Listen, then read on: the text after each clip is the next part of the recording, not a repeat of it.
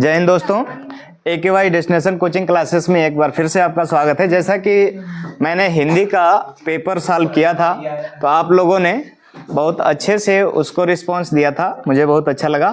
तो मैं उम्मीद करता हूं कि इस पेपर में जो 20 बहुविकल्पी हैं मैं उनको सॉल्व कराऊंगा, फिर पूरा पेपर ही सॉल्व कराऊंगा, तो आपका रिस्पांस अच्छा ही मिलेगा, आशा करता हूँ। ठीक है, जैसा कि इसमें पहला ही क्वेश्चन दिया गया है। क्वेश्चन पहला है,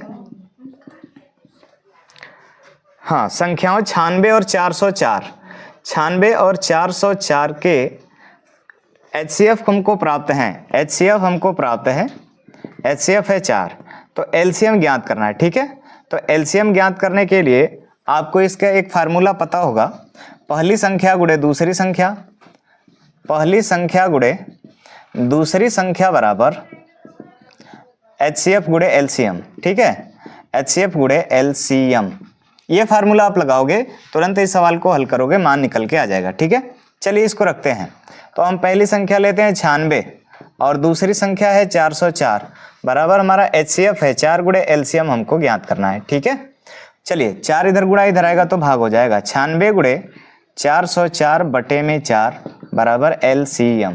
ठीक, कटाएंगे इसको तो आप निकालोगे यहाँ से, तो 96 गुणे 4 को कटेंगे 4 से तो 101, और 96 का आप गुणा कर देंगे तो आपका मान निकल के आएगा 96।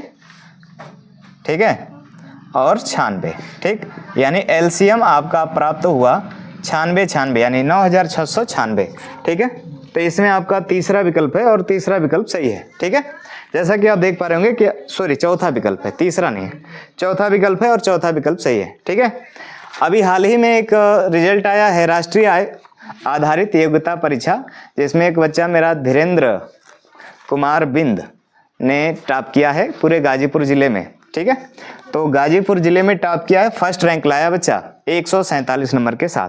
ठीक है, तो बच्चों आप लोग भी मेहनत करिए और टॉप करिए, क्योंकि दुनिया हमेशा सफल लोगों को ही देखती है, विफल को कोई नहीं पूछता। ठीक है, तो आप सफलताओं को प्राप्त करिए बच्चे, और सारे लोगों के ऐसे कहा जाता है कि विद्यार्थी जीवन तो बहुत कष्टमय जीवन होता है, परंतु बच्चे इसी कष्ट को आप झेल लेंगे ना, जिस दिन इस कष्ट को झेलकर जब सफलताओं को प्राप्त करेंगे तो वो कष्ट ना समझ में आएगा, वो बहुत ही आनंदित पल नजर आएगा। ठीक है, तो चलिए आगे बढ़ते हैं अगले क्वेश्चन की तरफ।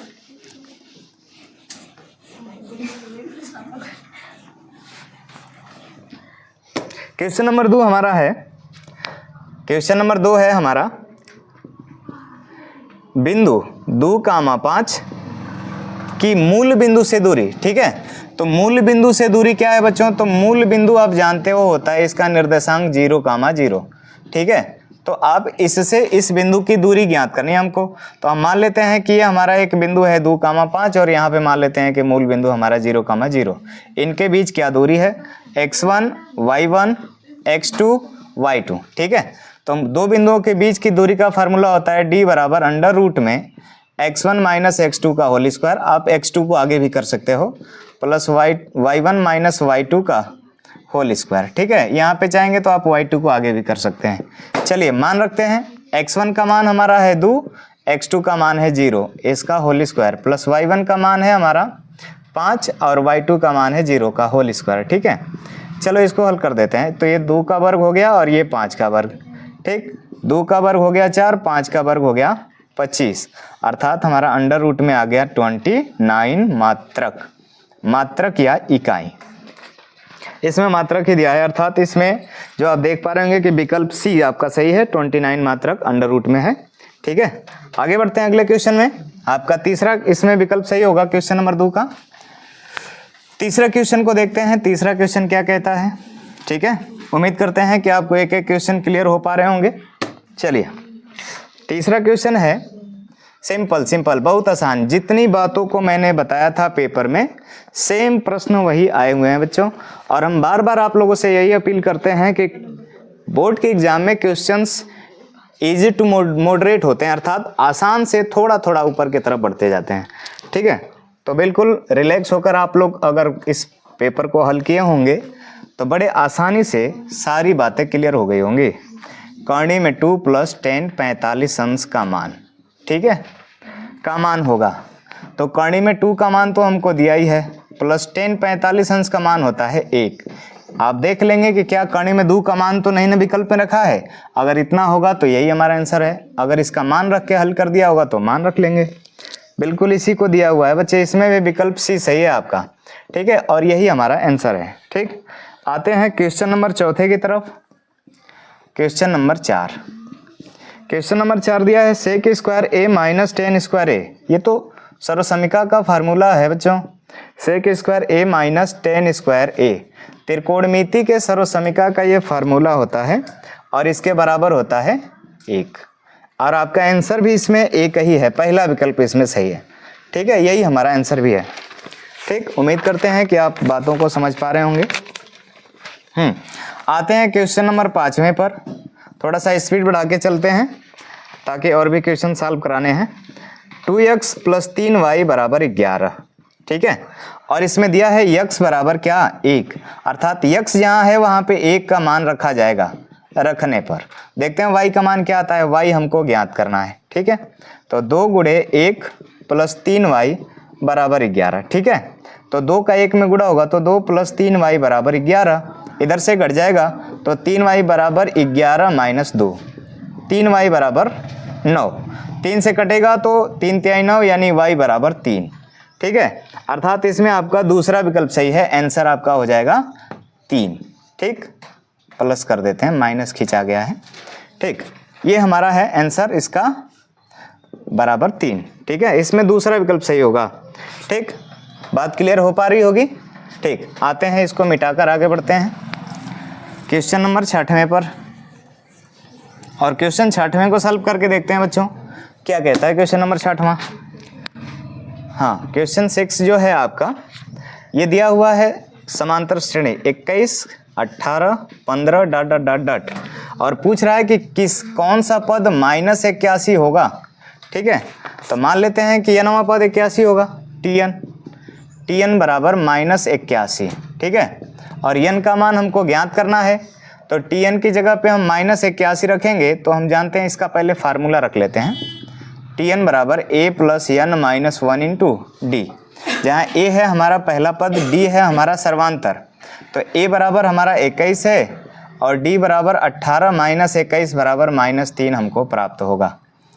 थोड़ा सा 3 को सही से लिख दिया जाए, -3। ठीक है, इसमें मान रख दो तो -81 बराबर 21 + n - 1 × d का मान -3। ठीक है, ये इधर प्लस इधर आएगा तो माइनस हो जाएगा। तो -81 और -21 बराबर n - 1 × -3। इसको हल करेंगे तो दोनों जुटेगा, माइनस है तो -2 102 आ जाएगा आपका।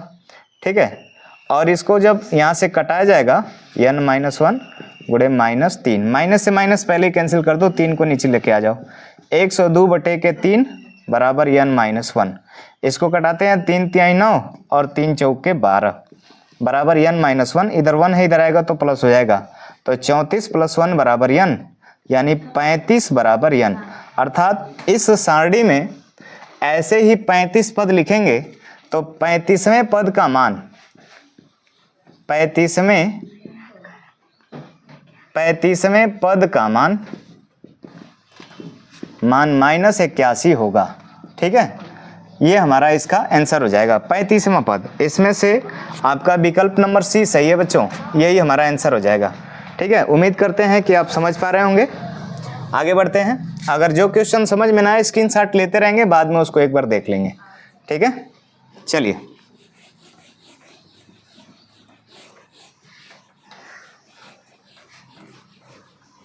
क्वेश्चन नंबर 6 हो गया। 7 की बात करते हैं। क्वेश्चन नंबर 7 देखते हैं। एक थैले में 2 नीली, कितनी गेंदें नीली हैं 2, और 3 सफ़ेद, कितनी सफ़ेद हैं 3 सफ़ेद। ठीक है, और 4 लाल गेंद हैं, लाल गेंद।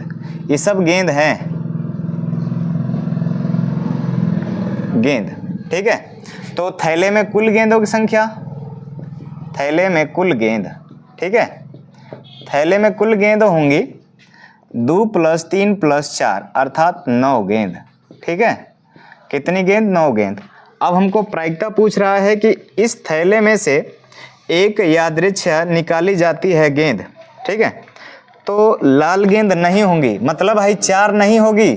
तो बताइए 4 को अगर हम यहाँ से कैंसिल कर दें तो कुल गेंदों की संभावना कितनी हो गई? 5, ठीक है।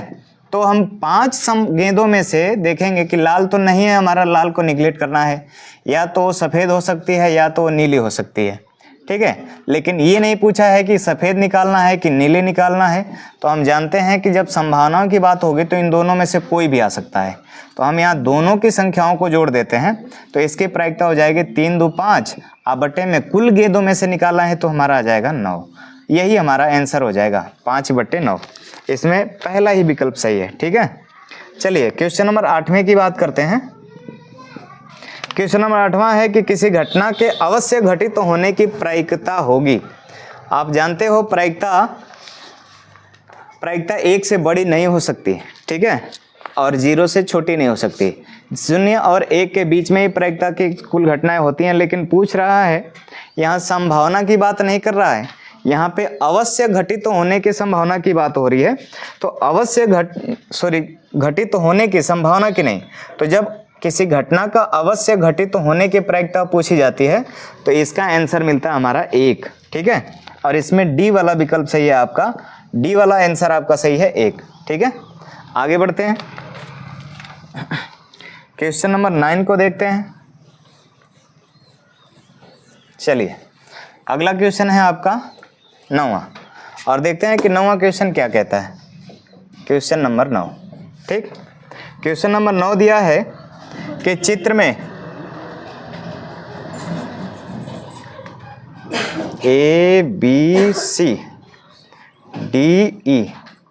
ये हमारे क्वेश्चन है। ये 3 सेंटीमीटर, ये 6 सेंटीमीटर, ये 2 सेंटीमीटर और ये 4 सेंटीमीटर। हम जानते हैं थेल्स प्रमेय से कि जब ये दोनों भुजाएं आपस में समांतर हो जाएं, इसमें दिया है DE समांतर BC, तो इनके संगत भुजाओं का अनुपात आपस में बराबर हो जाता है, ठीक है, क्योंकि ये दोनों बिंदु जो है इस भुजा के मध्य बिंदु पे काटते हैं। तो इसलिए हम लिखते हैं AD बटे में DB, संगत भुजाओं का अनुपात आपस में क्या हो जाएगा? बराबर। तो यहाँ लिख सकते हैं DE बटे में BC, ठीक है। तो DE बटे में BC हम लिख सकते हैं यहाँ पे। तो AD का मान है 3 और DB का मान है 6 बराबर DE बटे में BC। कटेगा तो कितना आएगा? 1/2 बराबर DE बटे में BC, ठीक है। और हमारा इसका आंसर है आपका B वाला, ठीक है। आपका भी विकल्प इसमें सही हो गया 9वां क्वेश्चन में, ठीक है। बात समझ में आ रही होगी। थेल्स प्रमेय से संगत भुजाओं का अनुपात आपस में क्या हो जाता है? बराबर। या आप इसको ऐसे भी दिखा सकते हो कि ये वाला त्रिभुज इस बड़े वाले त्रिभुज के समरूप हो सकता है। तो समरूप में संगत भुजाओं का अनुपात आपस में क्या हो जाता है? बराबर हो जाता है। यहाँ पे आप देखोगे ये वाला कोण बराबर होगा संगत कोण से, ये वाला कोण बराबर होगा, और हाई वाला कोण दोनों में उभयनिष्ठ हो जाएगा। तो आप दोनों त्रिभुज को समरूप दिखाकर भी यहाँ से सिद्ध कर सकते हो कि DE बटे में BC का क्या मान होगा, ठीक है। तो इस तरह से आप संगत भुजाओं का अनुपात करके निकाल सकते हैं, ठीक है। उम्मीद करते हैं कि आपको एक एक पॉइंट क्लियर हो पा रहे होंगे। आगे बढ़ते हैं, जिसको भी डाउट हो उसको आप देखते रहो। नंबर 10वें पर, क्वेश्चन नंबर 10वां हमारा है कि एक बिंदु Q से एक वृत्त पर स्पर्श रेखा की लंबाई 24 centimetre.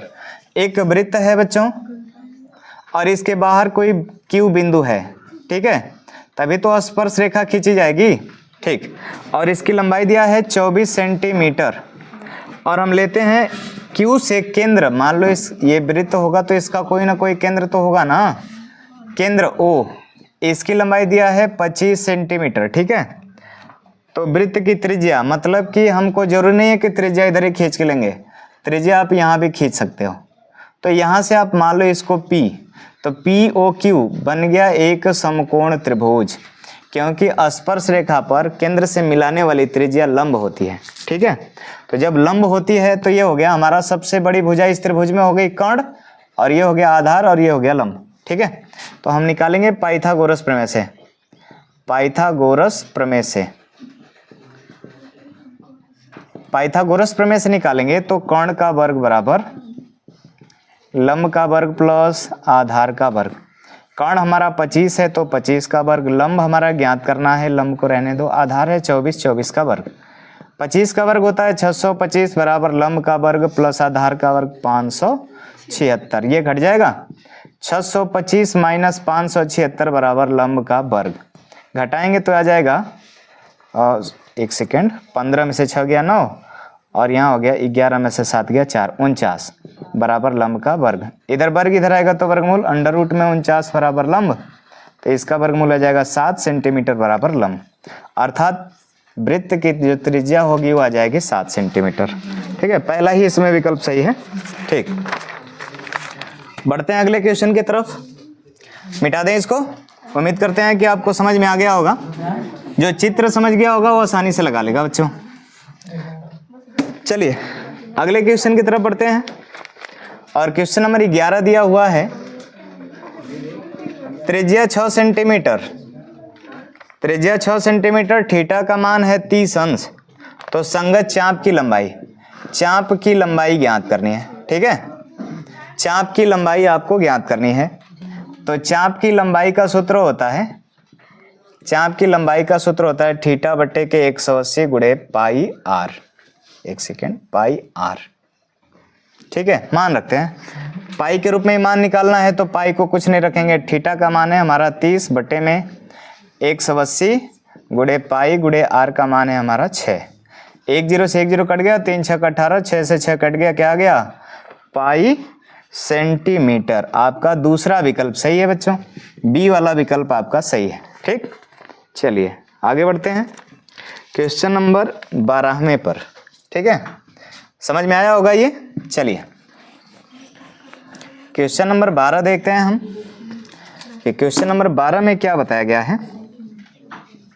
Question number 12, question number 12 में है कि आर का मान 3 सेंटीमीटर है और ऊंचाई एच का मान 5 सेंटीमीटर दिया है, और बेलन क्या है, बेलन ठोस है, इतना ध्यान रखना, बेलन ठोस है, एक समान त्रिज्या वाला अर्धगोला इस पे रखा गया है। ठीक, यानी अर्धगोले की त्रिज्या भी, अर्धगोले की त्रिज्या भी 3 सेंटीमीटर ही है। ठीक है, मैं एक छोटा सा चित्र बनाता हूं, इस तरह से आप एक बेलन बना दो और इस पर एक अर्धगोला इस तरह से लगा दो। ठीक है, तो ऊपर वाला तो ये जो एरिया है ये तो बेलन का ढक गया, परंतु नीचे वाला बेलन का जो एरिया है पाई आर स्क्वायर, यह भी आपको, इसका भी आपको मान ज्ञात करना होगा। क्यों? क्योंकि बेलन कैसा है, ठोस है। ठीक है, तो हम पहले निकालेंगे इसका कुल पृष्ठीय क्षेत्रफल ज्ञात करना है, हमको ज्ञात करना है कुल पृष्ठीय क्षेत्रफल। ठीक है, ज्ञात करना है, तो हम सबसे पहले निकालेंगे कुल पृष्ठीय क्षेत्रफल। जब ज्ञात करेंगे तो सबसे पहले आपको निकालना होगा बेलन का वक्र पृष्ठीय क्षेत्रफल प्लस निचले वृत्ताकार या निचले वृत्त का क्षेत्रफल, नीचे के वृत्त का क्षेत्रफल प्लस एक और प्लस अर्धगोले का वक्र पृष्ठीय क्षेत्रफल, अर्धगोले का वक्र पृष्ठीय क्षेत्रफल। ठीक है, अर्थात इन तीनों मानों को निकाल के हम जोड़ देंगे तो हमको आ जाएगा इस बेलन का संपूर्ण कुल पृष्ठीय क्षेत्रफल। ठीक है, बेलन का वक्र पृष्ठीय क्षेत्रफल था 2 पाई आर एच प्लस निचले वृत्त का पाई आर स्क्वायर प्लस अर्धगोले का होता है 2 पाई आर स्क्वायर। ठीक है, अब इसको हम रख के जोड़ते हैं, 2 गुणे, अगर पाई में विकल्प दिया होगा तो पाई के रूप में ही रखेंगे, पाई को पाई ही रहने दो। आर का मान है हमारा 3, एच का मान है 5 प्लस पाई है तो पाई के रूप में आर का मान है 3, तो 3 का वर्ग प्लस 2 गुणे पाई गुणे 3 का वर्ग। चलिए रखते हैं, गुणा करते हैं, 2 तिहाई 6, 6 5 30 पाई प्लस 9 पाई प्लस 3 दूना के 9, 9 दूना 18 पाई। सबको जोड़ दो, सब पाई है ना, तो पाई को जोड़ेंगे तो आ जाएगा 57 पाई वर्ग सेंटीमीटर। यही हमारा आंसर हो जाएगा, और आपका विकल्प इसमें से चौथा विकल्प सही होगा क्वेश्चन नंबर 12 का। ठीक है, चलिए आगे बढ़ते हैं। उम्मीद करते हैं कि थोड़ा सा आप कंफ्यूज हुए होंगे पेपर में लेकिन यहाँ पर उम्मीद हमारी ये है कि आपको अच्छे से क्वेश्चन समझ में आ गए होंगे, क्योंकि यहाँ पर जो ठोस बेलन का निचला वाला हिस्सा है वो ढका नहीं है, तो इसका क्षेत्रफल हमको ज्ञात करना पड़ेगा। और इसका जो वृत्तीय भाग है, वृत्त का क्षेत्रफल हम जानते हैं पाई आर स्क्वायर होता है। ठीक है, आगे बढ़ते हैं क्वेश्चन नंबर 13 पर।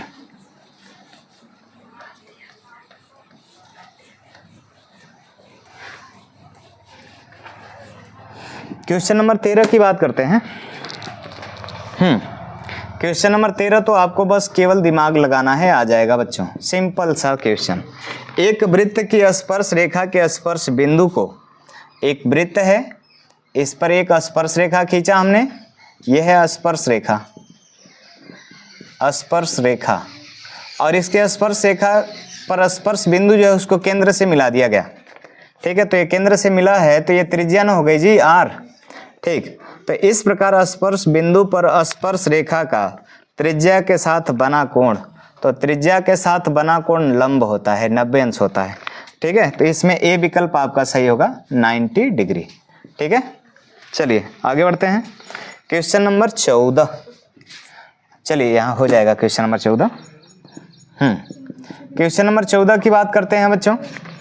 तो क्वेश्चन नंबर 14 में 1 + tan स्क्वायर ए दिया है, बटे में 1 + cot स्क्वायर ए दिया है।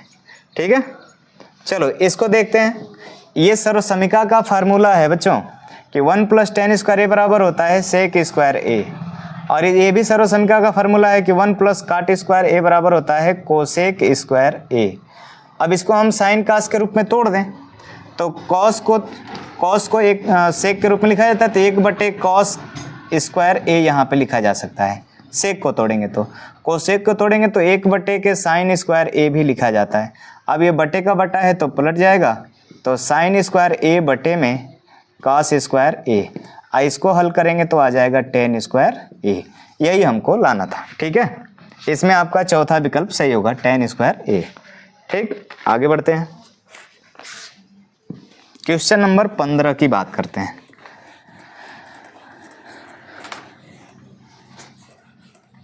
क्वेश्चन नंबर 15 देखते हैं। क्वेश्चन नंबर 15 क्या कहता है?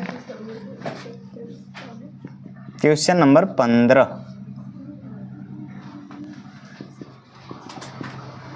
क्वेश्चन नंबर 15 में दिया हुआ है कि 7 सेंटीमीटर त्रिज्या के वृत्त का चाप केंद्र पर 60 अंश कोण बनाता है। r बराबर 7 सेंटीमीटर, थीटा बराबर 60 अंश। ठीक है, तो त्रिज्य खंड का क्षेत्रफल बताइए। एक वृत्त बना लेते हैं और एक 7 सेंटीमीटर की त्रिज्या और ये केंद्र पर 60 अंश का कोण बना रहा है, तो इतने जो भाग कटे हुए हैं इसका क्षेत्रफल हमको ज्ञात करना है। तो हम जानते हैं त्रिज्य खंड का क्षेत्रफल का सूत्र, त्रिज्य खंड का क्षेत्रफल बराबर थीटा बटे के 360 गुणे पाई आर स्क्वायर। यहाँ पे आपका मान पाई के रूप में नहीं दिया है तो पाई का मान रखना है। थीटा बटे 360 गुणे 22 बटे के 7 गुणे आर का मान 7 गुणे 7। ये कट गया 6 बार में, बिल्कुल कट गया। 7 से 7 कट गया, ये कटा दो तो 2 3 6 11 दूना के 22। ठीक है, 2 से कट गया 11 बार में। 11 7 77 बटे में 3 वर्ग सेंटीमीटर। ये आपका विकल्प आया बी वाला। ठीक है, ये बी आपका विकल्प सही हुआ, 77 बटे के 3 वर्ग सेंटीमीटर। आते हैं अगले क्वेश्चन पर। और ये जानबूझकर एग्जामिनर इस क्वेश्चन को डाला है कि इसमें बच्चे कंफ्यूज होंगे और कंफ्यूजन बस गलती भी होगी। चलिए इसको देखते हैं कितना आता है। क्वेश्चन नंबर है आपका 16। बहुत ही प्यारा सवाल है। ठीक, चलिए हम देखते हैं। हमको दिया है कि गोले का पृष्ठीय क्षेत्रफल, गोले का पृष्ठीय क्षेत्रफल दिया हुआ है हमको 452 सही 4 बटे में 7 वर्ग सेंटीमीटर। इसको पहले आप सही रूप में लिख लो, तो 452 और में 7 का गुणा करेंगे तो 452 गुणे 7, 7 दूना 14, 7 5 35, 1 36, 7 चौका 28, 3 31, और ऊपर वाला 4 इसमें जुड़ जाएगा तो 3159 आपका मिल जाएगा। ठीक है, हम जानते हैं गोले का पृष्ठीय क्षेत्रफल का सूत्र 4 पाई आर स्क्वायर बराबर मिल गया हमको 3159 वर्ग सेंटीमीटर। चलिए 4 का मान तो 4 ही रहेगा, पाई का मान 22/7 रख दो, आर का मान हमको ज्ञात करना है तो आर को r² रहने दो, ठीक है। इसमें 1/7 छूट गया था यहाँ का, तो बटे में 7 हो जाएगा। 3168/7, 7 से 7 कैंसिल। अब इन दोनों को इधर लेके आ जाओ तो r² बराबर 3168/4 गुणे 22, ठीक है। 4 से कटाएंगे इसको तो 4 सत्ते 28 और बच गया हमारा यहाँ पर 28 36, 4 9 36 और हमारा कटा तो 4 दूना के 8, r² बराबर 792 बटे में 22, 22 से कटा दिया जाता है तो r² बराबर 22 तिहाई 66 और 22 छक्का 132, ठीक है। r इधर वर्ग है, उधर जाएगा तो वर्गमूल, तो r बराबर √36, तो r बराबर आ जाएगा आपका 6, यानी त्रिज्या आ जाएगी आपके 6 सेंटीमीटर। और इसमें पहला ही विकल्प है, विकल्प ए हमारा सही हो जाएगा, ठीक है। चलिए अगले क्वेश्चन की तरफ बढ़ते हैं और इसके बाद छोटे छोटे क्वेश्चन आ गए हैं जो आप बहुपद में से आप जानते होंगे गुणांकों का संबंध वाला सूत्र, तो उससे आप आसानी से इसको अगले वाले क्वेश्चन को लगा पाओगे, ठीक है। चलिए क्वेश्चन नंबर 17 है, px बराबर 4x² - 4x - 1। एग्जामिनर जानबूझ के यहाँ पे सवाल को दिया है कि -1 को आप केयर नहीं करोगे और इसका कर दोगे होल स्क्वायर, यानी यहाँ पे 2x - 1 का होल स्क्वायर सोच रहे होंगे, नहीं, गलत हो जाएगा। हमको इसमें ज्ञात करना है इसके शून्यकों का गुणनफल, तो शून्यकों का गुणनफल का सूत्र होता है गुणनफल, शून्यकों के गुणनफल का सूत्र होता है अचर पद बटे में x² का गुणांक, ठीक है। तो अचर पद हमारा है -1, -1 बटे में x² का गुणांक है 4, ठीक है। इसको कभी कभी लोग कहते हैं ना कि इस तरह से डायरेक्ट कर दो ax² + bx + c, इससे तुलना करने पर a b c का माना जाएगा। हम जानते हैं कि a का मान है, ये b का मान है और ये c का मान है, इसको अब बताने की जरूरत है नहीं, आप पढ़ चुके हो ये सारी चीज़ों को। तो इसमें आपका विकल्प होगा b, ठीक है, और ये विकल्प b आपका सही हो जाएगा। क्वेश्चन नंबर 18 को देखते हैं, क्वेश्चन नंबर 18 को देखते हैं। क्वेश्चन नंबर 18 में है 3x² - 4x + 4/3 बराबर 0। विविक्त कर ज्ञात करना है बच्चों, विविक्त कर भी आप जानते हो, b² - 4ac बराबर 0। कभी कभी इसको d बराबर भी लिखा जाता है। तो b का मान यहाँ पे बीच वाला पद होता है -4 का वर्ग -4 गुणे a का मान है 3 गुणे c का मान है 4/3, ठीक है, बराबर 0। 3 से 3 कट गया, 4 -4 का वर्ग होगा तो 16 और 4 का 4 में गुणा होगा तो -16 बराबर 0। ये भी कट के क्या हो गया, 0 बराबर 0, अर्थात यहाँ पे d का मान 0 प्राप्त हुआ, ठीक है। अतः हम कहेंगे, कहना कुछ नहीं है, इसमें विविध कर होगा, बस ये पूछ रहा है तो 0 होगा और 0 ही हो गया, तो a वाला विकल्प आपका सही हो गया, ठीक है। चलिए अगले क्वेश्चन में बढ़ते हैं। इसमें कुछ और पॉइंट होता तो आप मूल समान बता देते।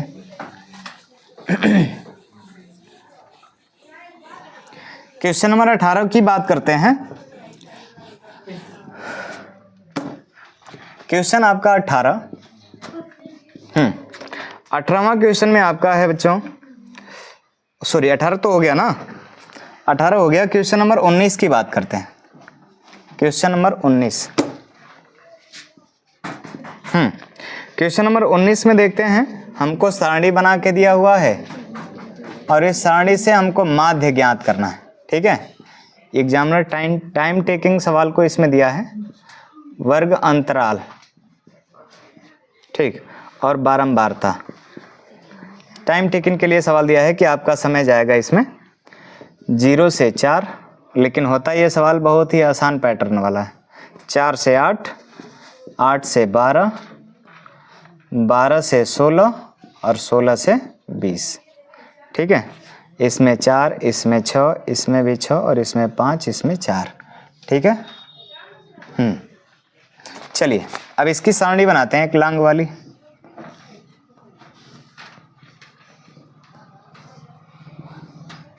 देखते हैं। यहाँ पे है वर्ग अंतराल,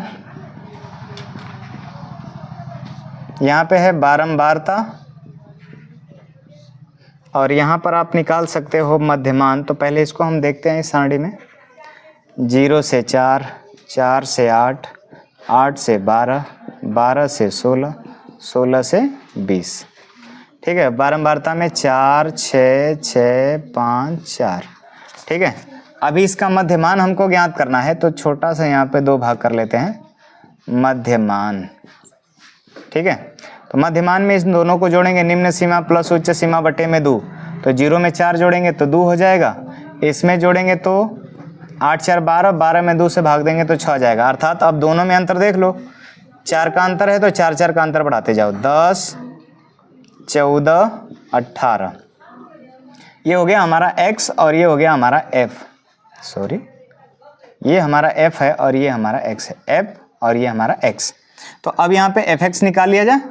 4 दूना के 8, 6 छवे के 36, 10 6 के 60, 15 चौके 70, 18 चौक 72।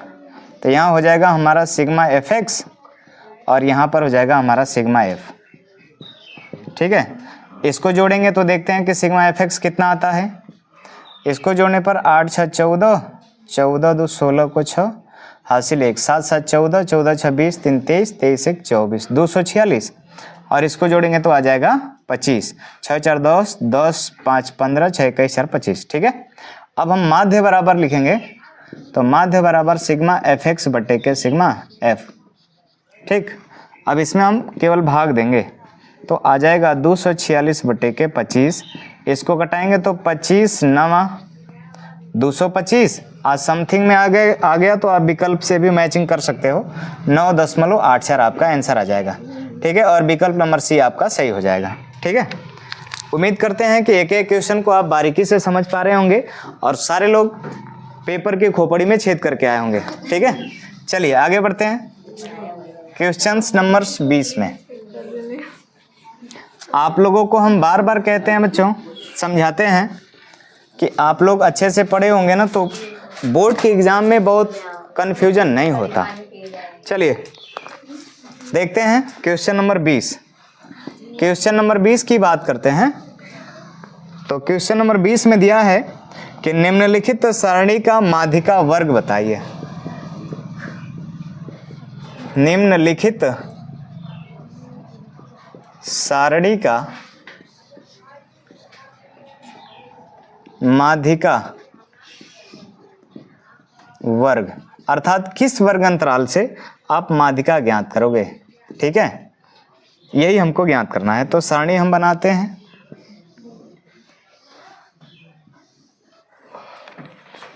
वर्ग अंतराल, बारंबारता, और हम बात करेंगे आगे 0 से 10, 10 से 20, 20 से 30, 30 से 40 और 40 से 50। चलिए इसमें है 6 8 10 9 12। ठीक है, इसके सारणी बनाते हैं और हम देखते हैं सारणी में वर्ग अंतराल, बारंबारता और यहाँ पर हमारा संचयी बारंबारता होगा। ठीक है, हम तो पहले सब काम वही करेंगे जो माध्यिका ज्ञात करते हैं, उसके बाद हम माध्यिका वर्ग ज्ञात करेंगे। ठीक है, चलिए 0 से 10, 10 से 20, 20 से 30, 30 से 40, 40 से 50।